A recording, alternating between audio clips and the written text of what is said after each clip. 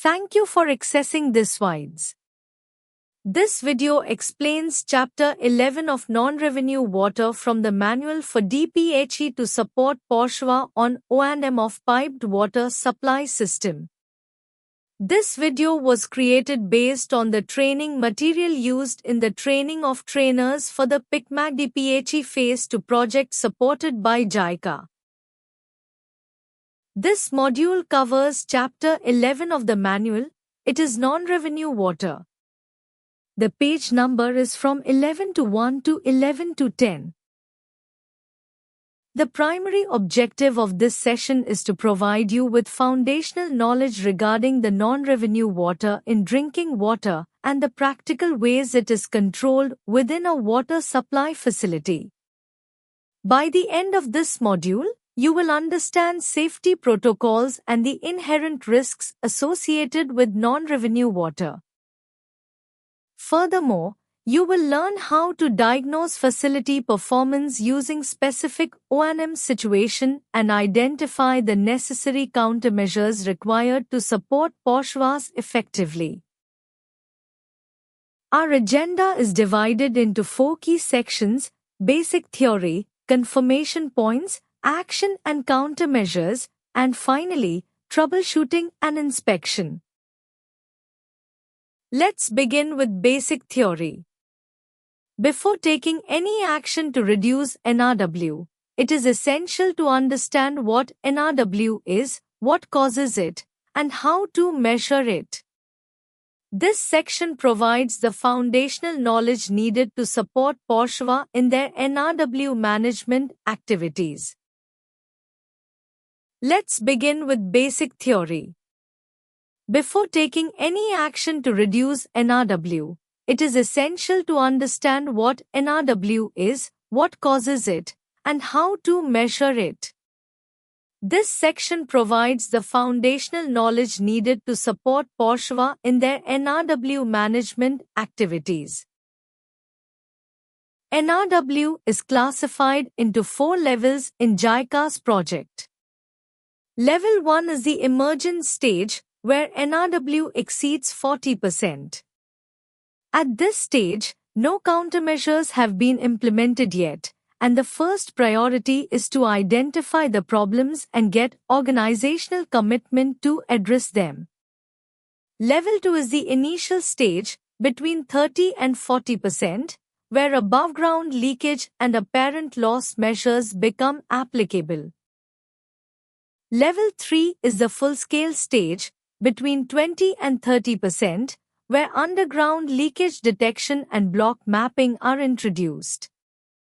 Level 4 is the advanced stage, below 20%, where DMA creation, pipeline reinforcement, and underground detection methods become effective. About DMA, it'll be explained later in this video. Most POSHWAs in Bangladesh are currently at level 1 or level 2, so the focus should be on identifying problems and implementing basic countermeasures.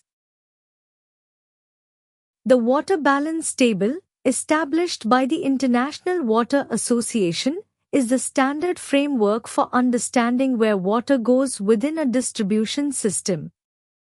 The total system input volume equals revenue water plus non-revenue water.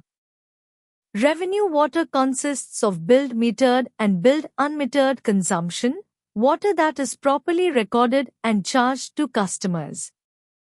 NRW is composed of 3 categories. First, unbilled authorized consumption, such as water used for pipe flushing or firefighting, which is necessary but not billed. Second, apparent loss, also called commercial loss, which includes unauthorized consumption through illegal connections and metering inaccuracies. Third, real loss, also called physical loss, which includes leakage from mains, storage tanks, and service connections. Understanding this breakdown is the first step in determining which countermeasures to prioritize. In many POSHWAs, flow meters are not functional, making it difficult to calculate the NRW rate accurately. Therefore, installing meters and conducting regular meter readings should be the first priority. Here, what needs to be addressed are apparent loss and real loss, water that is being consumed or wasted unintentionally. The following slides will introduce examples of each. Apparent loss, also known as commercial loss, refers to water that is actually consumed but not properly recorded or billed. The first type is unauthorized consumption. This is water stolen through illegal connections. For example, bypass pipes that go around water meters. Complex piping arrangements at a customer's premises are a strong indicator of an illegal connection. As a countermeasure, POSHWA staff should visit each house to check for such connections, impose penalties where illegal use is found, and conduct public awareness activities to discourage water theft. The second type is metering inaccuracies. This occurs when meters are old or inaccurate, or when meter readings are recorded incorrectly. This may result in underbilling or overbilling, which reduces revenue and damages customer trust in the POSHWA. As a countermeasure, confirm meter accuracy regularly. If the error exceeds 5%, the meter should be replaced. Introducing a gadget-based meter reading system can also help reduce human error.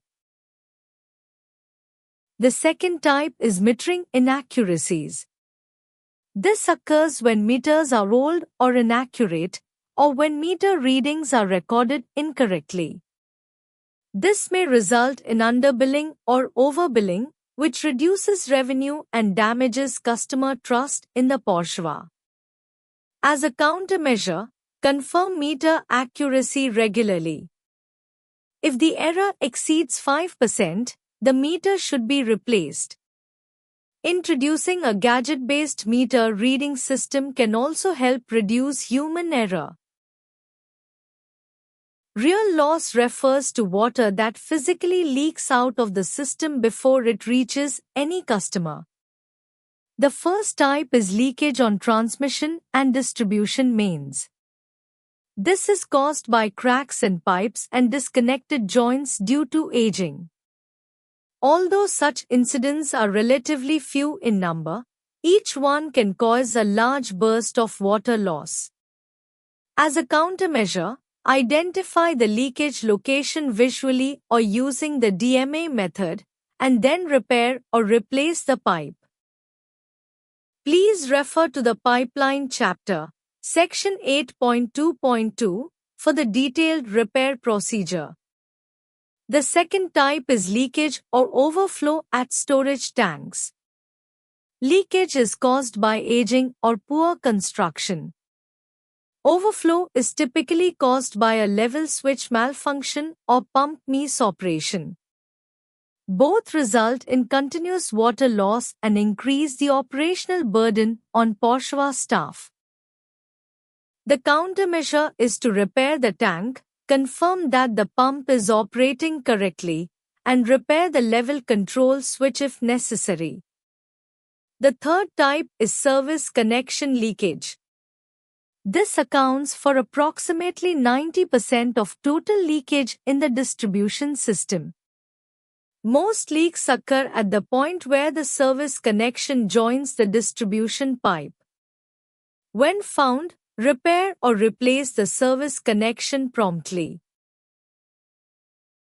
The second type is leakage or overflow at storage tanks. Leakage is caused by aging or poor construction. Overflow is typically caused by a level switch malfunction or pump misoperation. Both result in continuous water loss and increase the operational burden on POSHWA staff. The countermeasure is to repair the tank, confirm that the pump is operating correctly, and repair the level control switch if necessary. The third type is service connection leakage. This accounts for approximately 90% of total leakage in the distribution system. Most leaks occur at the point where the service connection joins the distribution pipe. When found, repair or replace the service connection promptly. A district metering area, or DMA, is a defined zone within the water distribution system. Its purpose is to facilitate the identification and quantification of leakage. Each DMA has a single entry point, controlled by a bulk meter. By closing the boundary valves, all water entering the DMA passes through this bulk meter, making measurements straightforward. The steps to estimate leakage using the DMA method are as follows. Step 1. Close the boundary valve so that water enters the DMA only via the bulk meter. Step 2. Measure the flow rate during nighttime hours when customer consumption is minimal. The flow recorded at this time is approximately equal to the leakage flow rate. Step 3. Isolate subzones by closing additional boundary valves to further narrow down the location of the leakage. It should be noted that this method is not applicable in areas with 24-hour activity, such as urban commercial zones, where nighttime consumption is not negligible. In Bangladesh, DMA infrastructure such as boundary valves and bulk meters are not yet in place in most POSHWAs. Installing this infrastructure is therefore an essential step toward effective NRW management. DPHE engineers should support POSHWA in planning and implementing DMA zones. Now let's move on to confirmation points and control measures. In this section, we focus on pipe leakage, which is the most significant component of real loss and the primary target for NRW reduction activities in POSHWA. First of all, NRW reduction requires long-term and multi-aspects efforts, during which progress is often slow before gradually getting results. As shown in the figure, the most important thing in the situation is to urge POSHWAs to install meters and meter readings so that NRW is measured, and it is the very first step. NRW reduction effect by meter installation especially emerges in the initial stage as seen in the figure. DPHE is not only expected to urge water installation and meter reading but also support calculation of NRW rate and creation of water balance table AB POSHWA as well as monitoring. The confirmation points and countermeasures covered in this section are focused on pipe leakage. This is the area where DPHE engineers can most effectively support POSHWA in identifying problems and taking action. Pipe leakage is the largest component of real loss and the primary priority in NRW management. If leakage is left unaddressed, it results in huge revenue losses, a shortage of drinking water for customers, and a waste of the costs invested in water production and treatment. To assess pipe leakage, the following data must be collected: the amount and location of ground leakage, flow rate and pressure DMA, and reports from residents, which are often the first signal that a leak has occurred. There are three key confirmation points for pipe leakage. The first is visible ground leakage, wet ground or water gushing from the surface. This indicates a significant above-ground leak causing immediate and large water loss. The second is DMA nighttime flow measurement. If the bulk meter records flow during nighttime hours when customer consumption should be close to zero, this indicates underground leakage within the DMA. The third is reports from residents. If residents report wet ground or a noticeable drop in water pressure at their taps, this may indicate significant leakage somewhere in the system. These reports should be taken seriously and used to guide investigation.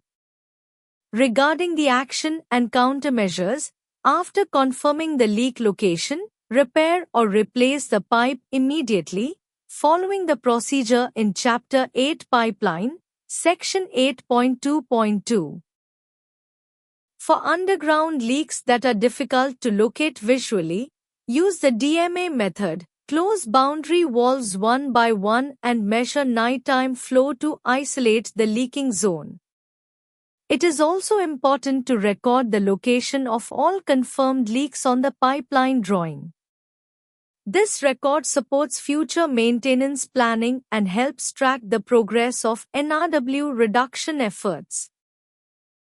For detection of pipeline leakage, Appendix 5 of this support manual, further NRW reduction activity, provide the practical methods. Please refer it as required. Now let's move on to troubleshooting and inspection. In this section, we summarize the approach to diagnosing NRW problems and the items that should be checked periodically. This table shows how to use all the knowledge explained earlier when an actual problem appears in non-revenue water. Up to this point, each unit process was explained separately together with basic theory, confirmation points and control measures.